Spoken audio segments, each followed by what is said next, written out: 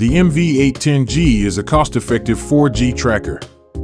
You need to insert the SIM card before using it, and then follow this step to complete the cable connection. After the wiring is completed, first configure the APN of the device, then configure the center number of the device according to this format, and send this command to switch the device to the monitoring mode.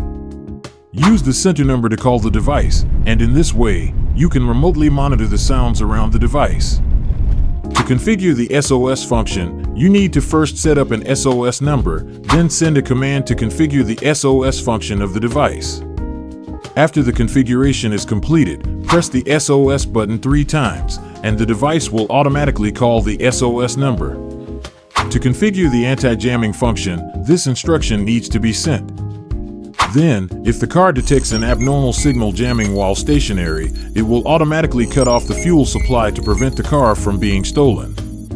You can view real-time tracking in this interface of the mobile app, and in the playback interface, you can query the historical route playback corresponding to the date. Next comes the fuel cutoff test. Connect the red wire of the device to the positive terminal of the power supply, the black wire to the negative terminal of the power supply, and the yellow wire to the yellow wire of the relay. Connect the white wire of the relay to the positive terminal of the power supply, the green wire to the negative terminal of the power supply, and the other green wire to one end of the voltage tester.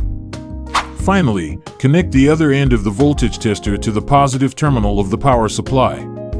Turn on the power switch and you will see the voltage tester light up. We send in fuel cutoff command text message to the device, and the device will remotely shut down the circuit. We send a recovery command, and the circuit will be restored. Similarly, we can operate the oil cutoff command remotely on the mobile platform.